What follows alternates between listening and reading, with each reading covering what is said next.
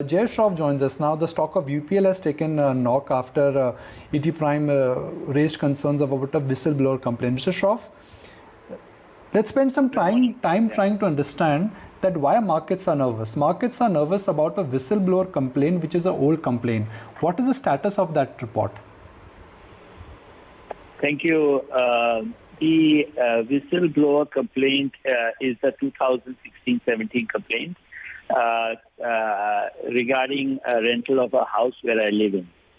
And its matter was ended in 2017 when the board reviewed. First of all, the transaction is completely disclosed, and it is the audit committee reviewed it, the auditors reviewed it, and it was put to rest in 2017.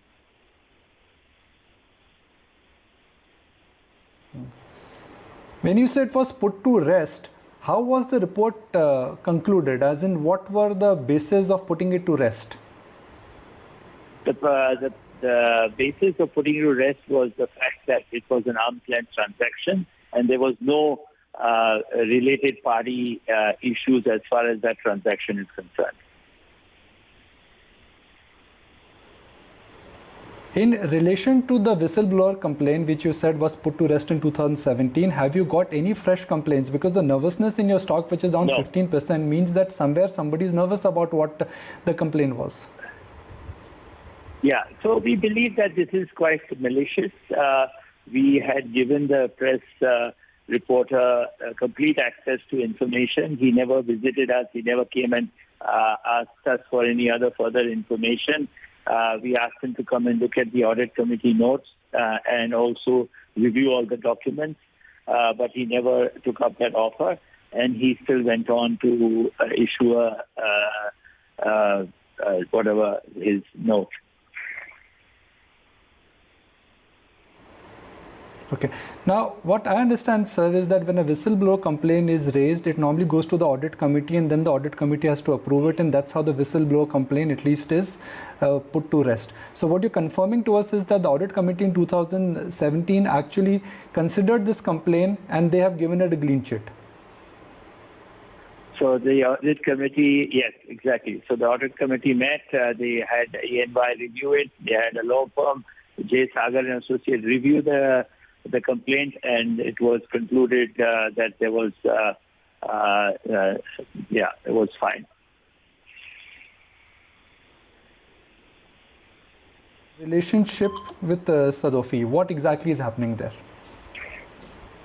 Sadafuli owns the house I rent. The company rents for my residence. That's it. There's no other transactions with UPL. And is this company owned by you in your personal capacity? How exactly is the holding structure? The company is not owned by me or any of my family members. So there is no cost transaction between the promoters or the promoter group, or for that matter, UPL? Exactly.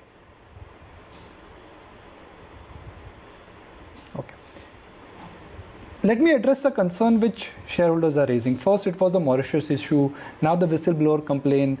Why are these issues surfacing up? So we believe that there is a systematic malicious intent to try to, spoil the reputation of the family and the company. But that's fine. These things happen when you become successful. Have any of your large shareholders exited the stock because you have access to the data on a weekly basis? So obviously, UPL is a widely traded company, and we have a lot of people who trade in and out of the stock. I believe there's been a decent amount of buying of the stock of late, but this is normal, right? We get a lot of shareholders in and out. It's a nifty stock, so this is a normal process. I haven't checked of late anybody specific. Let me take the liberty of asking a personal question, which is that have you managed to really close all your relationship with your first wife? I'm asking you a personal question because I understand that there was a commercial consideration which always was there.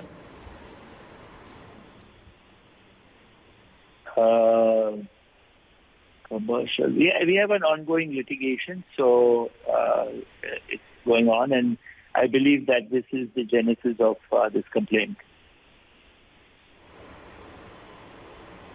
Okay. How's business doing, Mr. Shroff? Let's talk about something which is under your control. We can talk about what is happening to the stock price, but if ultimately the business does well, markets will reward it. Exactly. Now, UPL is,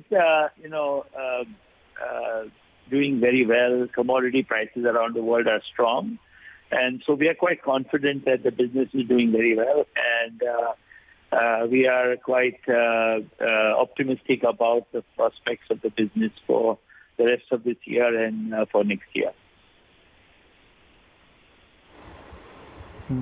Markets are worried about the acquisitions you've done and the debt on your balance sheet. How are you planning to respond to that? Because now interest rates are low. Are you looking at reducing your debt significantly?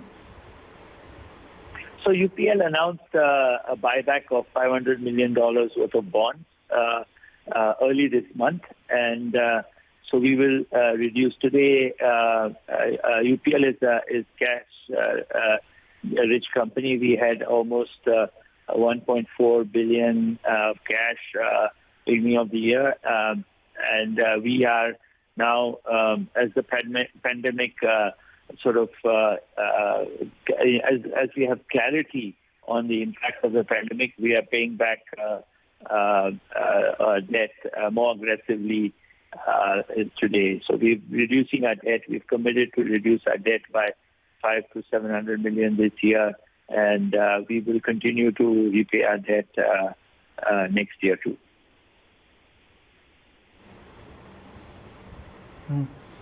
So before we wrap, Mr. Shroff, I just want to go back to the whole reason why your stock is down. What you're confirming to us is that the concerns what have come up in various sections of media today, they are not baseless, but these were concerns which have been addressed by the audit committee in 2018, and they will not have any impact on your future course of earnings or profits or financial statements. Absolutely. There is nothing. It's not even a material transaction. It is a rent paid for my residence. As you know, most companies pay rent for the CEO's accommodation, and that is the extent of this transaction. There's no other transactions related to this company with UPL. But why did you choose to pay rent through such a complicated structure? It's not up to me. I like the house, I rent it, and the company pays for it. It doesn't, complication is different, right? If I pay advance rent to rent a house, that's normal. That's standard course of business. I'm sure your office also, when you rent, you pay advance rent. So it's nothing. It's not something complicated. Nobody gives you a house for free. So.